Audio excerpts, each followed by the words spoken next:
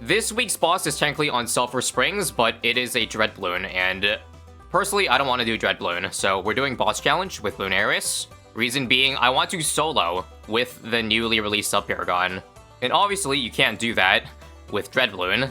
We're going to try to go for a 300 to see if it's good enough. And that's it, that's the premise. On top of trying for the Max Series Paragon, we're also going to try to beat the earlier tiers with Submarines. That's kind of what you want to do anyways, because you need 60.2 million pops. Although there's probably plenty to go around. Bloonarius is the easiest to crew pops in, since he spawns so much stuff in. So round 5, Geraldo NFT, that's unchanged. I don't know about you, but I think trying for non-meta ways to beat tier 1, 2, 3 elite bosses might be interesting. And subs aren't bad, especially when you buff them. I mean, sub commanders are made for a single target. And ballistics are good at cleaning up the Bloonarius' insides. Hang on, I'm just trying to figure out how to farm this map. I would probably put the balloon trap here, right? Because I still want to make money early game. Meaning, I'm going to actually restart so that Geraldo doesn't take away pops. Just back here so that all of the balloons can go into the balloon trap. That is all. Okay, that's enough life leaking. I think we've greeted enough. Let's finally drop our sub down to save some lives here. Yeah, we'll just drop a shooty tier. Hang on. Where can I place one? Alright, there we go. So don't mind the penalty here, by the way. I just added those just to track how it's going. Let's do a boomerang for 28. Do the usual Monkeyopolis once round 30 ends by selling this thingy. Perfect, perfect. Sell you, 11k. So now I sell both of these farms up to 4.9k. Sell this thing, and perfect. Round 30 Monkeyopolis. The only problem with this map is that I can't put the Opolis in a range that, like, I'd get the extra cash per pop. Because as you see, it's only the NG here right now. I'll save though. Once you get the double gun, it gets all the pops. So no need to worry. We'll rush the balloon trap for round 34. So let's see. I can fit 6 farms in range of the Monkeyopolis. That is pretty good. Yeah, farming strategies are still just as good as before. I'm gonna get my BRF like this round 40. I'm just gonna let Bloonarius roll in. Yeah, we don't care about time, so I just want to greed. So we make the most money possible. And now, how the hell do I beat Elite Bloonarius with only subs, ideally? Okay, first things first. I should at least get jungle jumps here, because only one village can fit.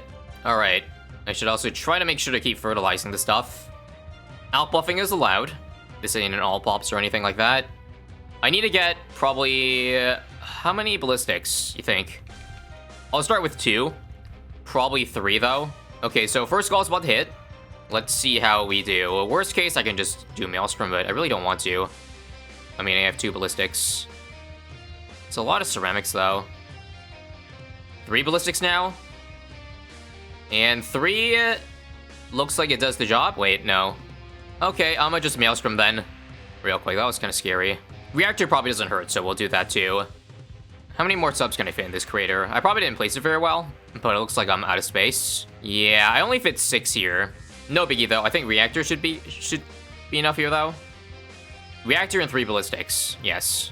Okay, now we can focus on farming again. Again, subs definitely aren't the most cost efficient at beating tier 1. But they're versatile enough, I think, that they can solo and do the job. So now what I want is a bunch of bottom path central markets. Actually, hang on. Seeing some things move around the crater. Forgive me, I forgot about the balance change where you don't need 420 anymore. It's just old habits die hard, you know? Oh yeah, I just remembered. They did nerf the Pierce on Ballistic from 100 to 60. Maybe that's why it's not as good as beating Cerams now. And the fact that I think I probably should have done 230 here because there's not a lot of range for them to really damage. Well, I think I'll just panic mail then if I really need to. And you know what, I will. And how about this? We'll also change the sub AP darts to first. Just for a little bit of help.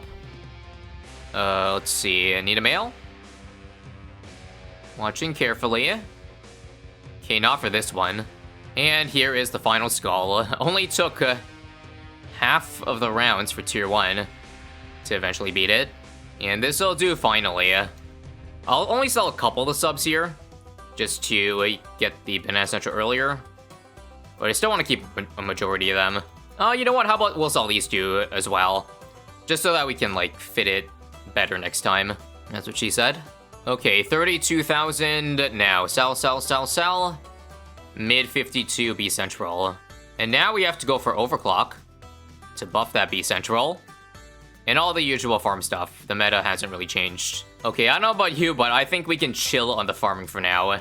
Now, if I was going for the insta-kill strat, like, it would actually, the meta would be subs, like first strike spam. First strike spam plus 2 rejuves kills all tiers, but we'll try sub commander here. Okay, I sold the sub reactor as well. Oh yeah, perfect. 8 subs fitting in the middle. Okay, so mix a sub commander, and we'll just upgrade all of these to first strikes over here. We'll start with this for now. We'll make so much money between rounds that we'll be able to buy like 2 first strikes a round. Maybe I should do a glue storm though, just to help out for the balloon insides, because like first strike is not going to help against beating those 7 BFBs per skull or something like that. Yeah, let's do that before buying any more subs. Yeah, that's going to be very important actually. So there we go. Let's just wait the cooldown a little bit. And we'll use 3 first strikes now. 1, 2 to get the first skull. Like that. Use glue storm. Like, Glue Storm not only helps with beating the insides, but also increases the sub's damage. +2 on the boss every single shot, so what's not to like about it? On the bright side, using First Strike can still get some good splash damage on the BFE. See here? We're actually doing a pretty fine job, despite only having 8 subs. Yeah, you know what? We could also go for a big Monkeyopolis. Do I do it now? Sure, I'll just quickly sell. I can get 5 farm sacrifice. Yep, that's good. Should we just rejuve to finish everything off? I think that would be fun. This, 5 first strikes, 1 more rejuve, and there we go. Just for a little bit of fun, we'll go ahead and do that. We just spawned out like 20 BFEs at once, but again, no big deal with the Pierce of the sub.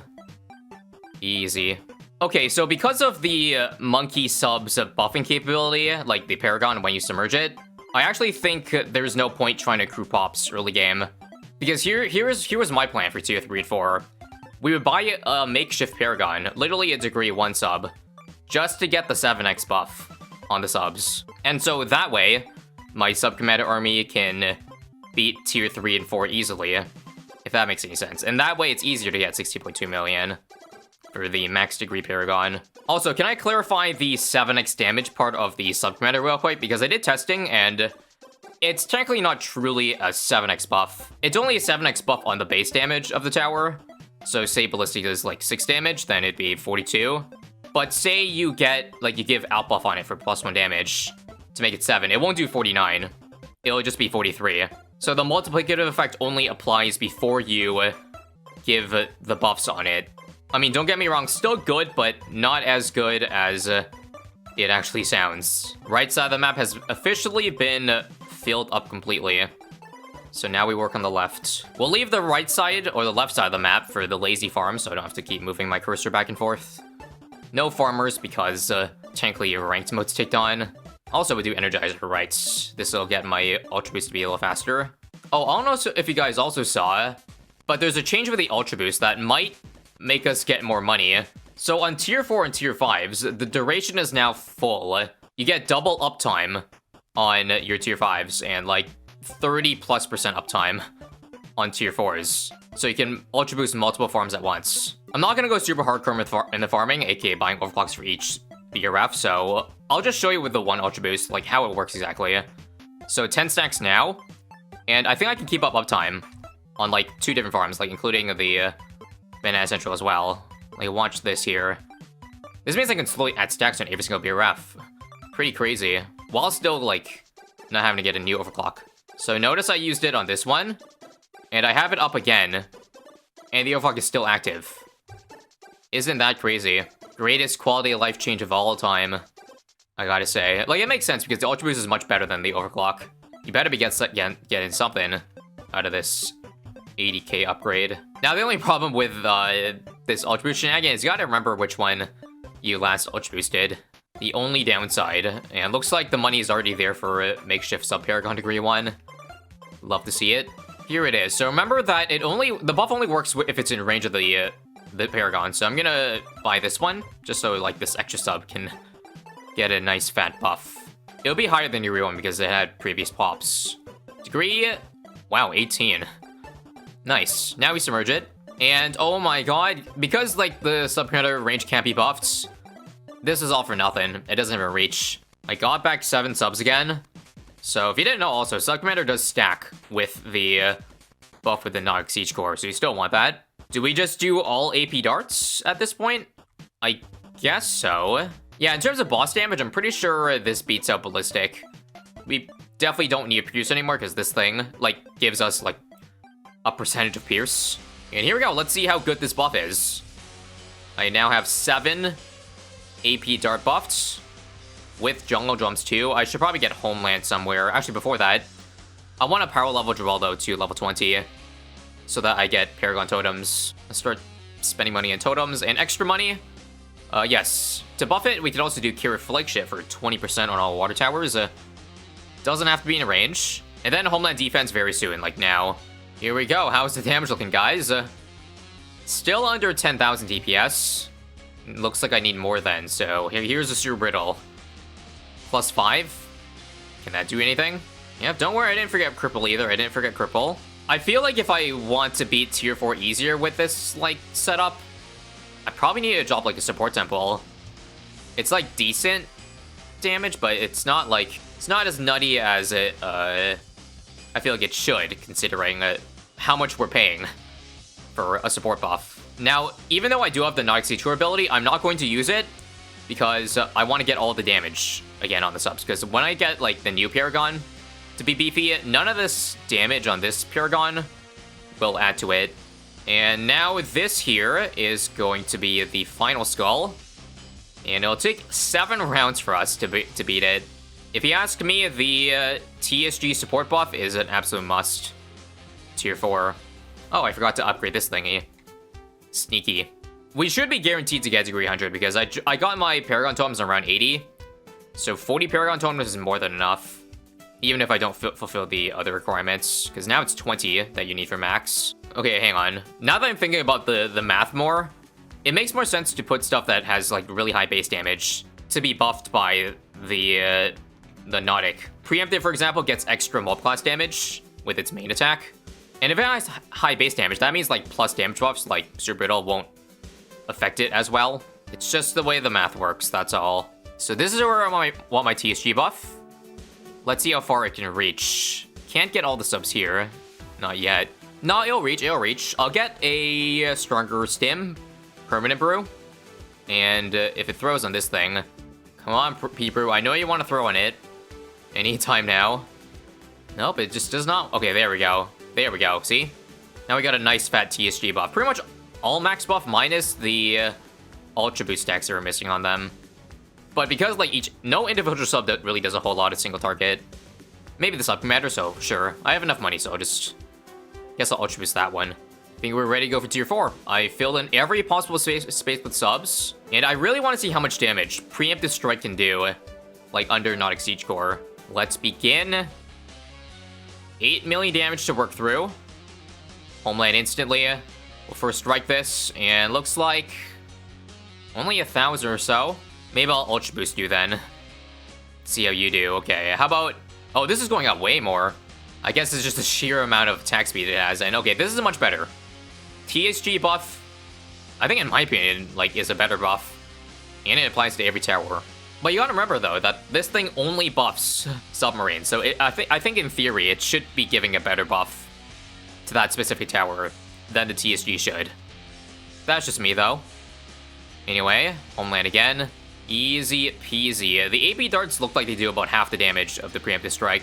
You ever think at some point they'll add, like, a QOL for Paragons too? I know a lot of people really want to see what the greed is before it activates, but I personally want to see a feature that allows to see how many pops we have on the Paragons in total. Like, how many of the requirements we're filling up.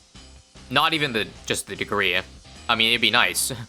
The perfect scenario would be, like, telling you the degree and the breakdown of what you did to get to that degree. Maybe that comes along with the Bloons TD update at some point. You know, the in-game wiki. At least that's what I assume it's about. Final stretch for Tier 4, everybody. It actually popped about the same time as Tier 3. Okay, now very important about the Sub-Paragon. If we want to get the most out of Nautic Siege Core, we have to actually buy the Paragon, I think, on 117 to charge up the 2-minute cooldown for it. Although, do you think 117 might be even too late? I'll try 116. 37 totems. This is it. So now I'll just sell this. I replace it with just a tier 4 tower. And this has to be degree 100. I think we satisfied every requirement to its fullest. And we have extra money to spare. Let's go. Beautiful. 100. Now, my only worry is that maybe I'll do some micro. So, stall out the rounds here so that I get the first, like, the final strike ability. Just to be super safe. We'll sell the TSG later. In fact, we can just let the TSG do damage. That should probably solo. And take long enough that we can charge it up. So, in the event this also fails, this is why I farm so hard. So that I can afford stuff to buff it even more, like, you know, the Bolt Paragon. Or in the case of an emergency, I need to buy a high-level Paragon to survive. Okay, good thing we did 4 rounds, because 4 rounds is the perfect number to get it up, looking at, like, how much is left. Alright, it's up now, so let's unsubmerge it, and let's see how quickly it kills these bads. Well, hint should be pretty quick, and now we'll sell everything except this guy. Clear the field out for this attempt. All I'm keeping around are the plus damage givers. That is all. Anyways, let's go. I'm gonna blast off immediately. Maybe I should just drop a Legend Knight if something leaks while it's charging up. That should be good, though. So let's see how much damage it does with the final strike. From 40 million down to 37.5. That's correct, guys. 2.5 million. Is it just me, or does Car Bomb do the same amount while having, like, 3 times faster the cooldown? I know it's more expensive, but that's pretty rough. Also, DTs are really annoying here. But that's fine. Yeah, if I'm looking at this, just the main damage itself, the main dart, it does fine. We don't even need Final Strike. It's doing pretty good damage. I'm pretty sure the map is also long enough here that we can solo. Hang on, let me just get a quick Perma Spike back here, replace it with the Glue Storm. Like, let me tell you this. I don't have any problems with the main attack whatsoever. It actually does decent damage. And I guess I didn't take into account the radioactive fallout. Maybe that actually helped do more than the 2.5. I'll use it again just to show you. I'm gonna need it for this part here. Yep, now? Bad timing. That's fine. So watch this. Should be down to 16, yep, 16 million or so. And let's see how much damage now with the radioactive fallout. It's adding some amount at least. So what if I just submerge it? Submerge this up real quick. Yeah, you can see it's doing like tens of thousands with the acid. That's one way to tell. Final skull here, so this answers the question, yes. You can solo with a max degree sub-Paragon. Although that doesn't tell the full picture because, honestly, most degree 100 Paragons, maybe minus Dart on a bad map, should be able to do that, given how much effort it takes to get a degree 100. Definitely not bad, it's just the ability is underwhelming.